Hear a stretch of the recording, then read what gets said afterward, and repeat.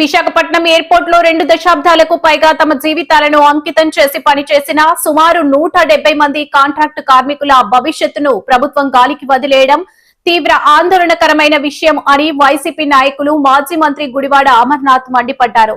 సోమవారం తెలుగు శక్తి అధినేత బివి రామ్ ఆధ్వర్యంలో ఆయన ఎయిర్పోర్ట్ కార్మికులకు మద్దతు తెలియజేశారు.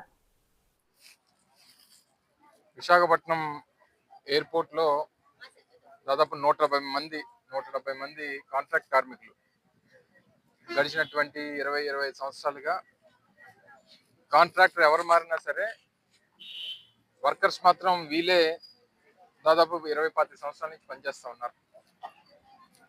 సహజంగా ప్రభుత్వాలు నిర్ణయాలు తీసుకున్నటువంటి నిర్ణయానికి అనుగుణంగా నూతనంగా ఇంటర్నేషనల్ ఎయిర్పోర్ట్ నిర్మాణం జరిగింది. ఆపరేషన్స్ అన్ని కూడా అక్కడి నుంచి కొనసాగుతున్నాయి అనేటువంటిది ముందు నుంచి వారికి తెలిసినప్పుడు సహజంగా గవర్నమెంట్ ఎంప్లాయీస్ పర్మనెంట్ ఎంప్లాయీస్ అంటే వారికి తప్పదు, వాళ్ళకి జాబ్ సెక్యూరిటీ అనేటువంటిది ఉంటుంది.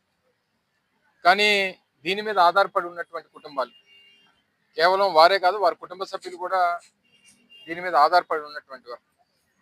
ఇటువంటి సందర్భంలో వారికి ఏదో ఒక ఆల్టర్నేటివ్ చూపించాల్సినటువంటి బాధ్యత ప్రభుత్వ పెద్దల మీద సహజంగా ఉంటది. ముఖ్యంగా కేంద్రంలో ఉన్నటువంటి విమానయాన శాఖ మంత్రి ఈ ప్రాంతానికి చెందినటువంటి వ్యక్తి. సరే, మిగిలినటువంటి ప్రాంతాల్లో ఏం చేస్తున్నారా ఏంటి అనేటువంటి పక్కన పెడితే ఆయన ఇంటికి వచ్చినప్పుడు, ఆయన ఢిల్లీకి పోయినప్పుడు వచ్చినటువంటి ఇదే విమానాశ్రయం నుంచి ఆయన ప్రయాణం చేసేవారు. అనేక మార్లు ఇక్కడ ఉన్నటువంటి కాంట్రాక్ట్ వర్కర్స్ ఆయనకి రిప్రజెంట్ చేశారు. ఐదర్ డిపార్ట్మెంట్ ద్వారానో లేకపోతే ఇంకొకటో ఎయిర్పోర్ట్ అథారిటీ ఆఫ్ ఇండియా నుంచో సెటిల్మెంట్ ఏదన్నా చేసి ఉంటే కనీసం వాళ్ళు ఏదైనా ఆల్టర్నేటివ్స్ చూసుకునేవారు. కానీ అర్ధాంతరంగా 16వ తారీఖు రాత్రి నుంచి ఫ్లైట్లు విశాఖపట్నంలో ఉన్నటువంటి ఎయిర్పోర్ట్ లో క్లోజ్ చేసి భోగాపురం ఇంటర్నేషనల్ ఎయిర్పోర్ట్ 17వ తారీఖు నుంచి మొదలైంది. ఆ రోజు నుంచి వారి తాలూకా భవిష్యత్తు అగమ్యగోచరంగా మారిపోయింది. ఎవరికి అలా ఇదివరకు అంటే ఫ్లైట్ ఏ ఢిల్లీయో విజయవాడ వెళ్ళడానికి వచ్చినటువంటి మంత్రులను, శాసనసభ్యులను లేదా పార్లమెంట్ సభ్యులను కలిసి మాట్లాడేటువంటి అవకాశం దొరికేది. ఇప్పుడు కనీసం వాళ్ళు ఎవరిని కలవాలన్నా సరే కనీసం అపాయింట్మెంట్ కూడా ఇచ్చినటువంటి పరిస్థితులు లేవారు. సో అటువంటి దయనీయ స్థితిలో ఈ రోజు వారు అందరూ కూడా రోడ్డెక్కాల్సినటువంటి పరిస్థితి వచ్చింది. గతంలో మొన్న జగన్మోహన్ రెడ్డి గారు విశాఖపట్నం వచ్చినప్పుడు కూడా వారందరూ కూడా ముఖ్యంగా వాళ్ళ లీడర్స్ అందరూ కూడా వచ్చి రిప్రజెంట్ చేశారు. వారు కూడా అదే చెప్పారు. సరే, ఈ ప్రభుత్వం ఏం చేస్తుంది, ఎలా చేస్తుంది అనేటువంటిది వేచి చూద్దాం. ఒకళ్ళు చేయనటువంటి పక్షంలో కనీసం వాళ్ళ జాబ్ సెక్యూరిటీ కోసం ఫైనాన్షియల్ ఎయిడ్ అన్నా ఇవ్వాలి, వారికి సపోర్ట్ చేయాలనేటువంటిది కూడా వారు కోరడం జరిగింది. ఒకవేళ వీరు చేయకపోతే ప్రభుత్వం వచ్చిన తర్వాత మేము చేస్తామనేటువంటి మాట కూడా వారికి ఇవ్వడం జరిగింది. సో వారు చెప్పినప్పుడు కూడా చాలా క్లియర్ గా చెప్పింది ఏంటంటే 10 సంవత్సరాలు పైబడి పనిచేస్తున్నటువంటి ప్రతి ఒక్కరికి మేము తప్పకుండా సహకరిస్తాం, సపోర్ట్ చేస్తాం అనేటువంటి మాట చెప్పారు. జగన్మోహన్ రెడ్డి గారు వాళ్ళ లీడర్స్ తోనే మాట్లాడినప్పుడు వారు చెప్పడం జరిగింది. సరే, దానికి 2 ఏళ్ళు సమయం ఉంది కాబట్టి ఈ రోజు ఉన్నటువంటి పరిస్థితుల్లో ప్రభుత్వం తక్షణమే వారిని ఆదుకోవాలనేటువంటిది ఈ రోజు మేము డిమాండ్ చేస్తా ఉన్నాం వారి పక్షాన్ని. వారు కూడా కోరేది అది, మాకు జాబ్ సెక్యూరిటీ అన్న చూడండి, లేదా ఏదో సెటిల్మెంట్ అన్న చేసి పంపించండి అనేటువంటిది వారు కోరుతూ ఉన్నారు. కొంతమంది యంగ్స్టర్స్ ఉన్నారు, వాడికి వెళ్ళి పనిచేసేటువంటి దానికి అవకాశం ఉన్నటువంటి వారు ఉన్నారు. వారికి కూడా ఇక్కడ వచ్చినటువంటి జీతం కన్నా 1000-2000 తక్కువ ఇస్తానంటే ఎక్కడికి వెళ్తారండి?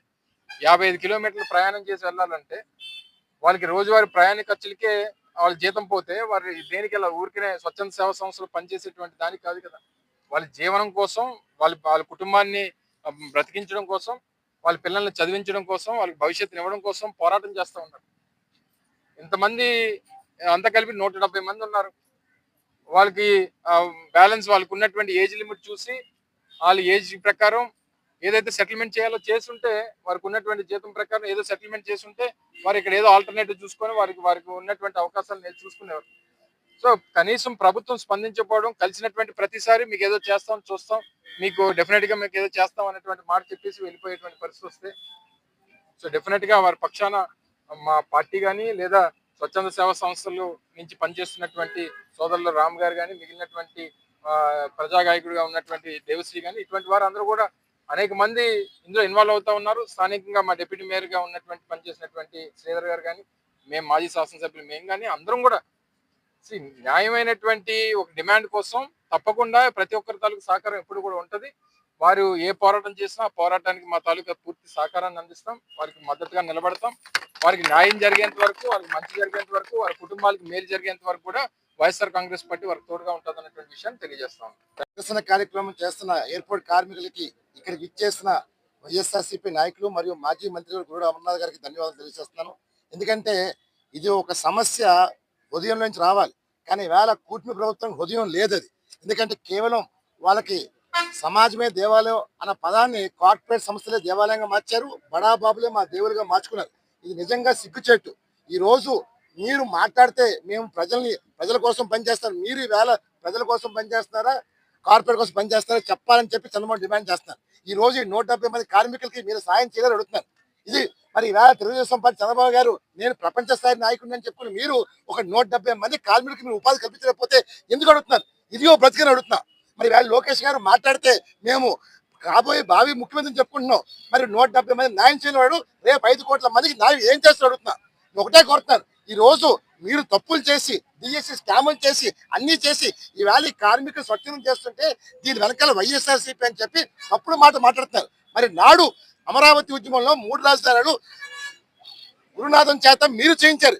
నాడు గురునాథ్ ఇవాళ ఎక్కడున్నాడు? మీ పక్కన ఉన్నాడు. అంటే మీరు స్పాన్సర్ చేయించి, మీరు అమరావతి కోసం స్పాన్సర్ చేసి ఉద్యమాలు చేడిపించి ఈవేళ పేద ప్రజలు చేస్తుంటే దీన్ని వైఎస్ఆర్ అడగడుతున్నారు.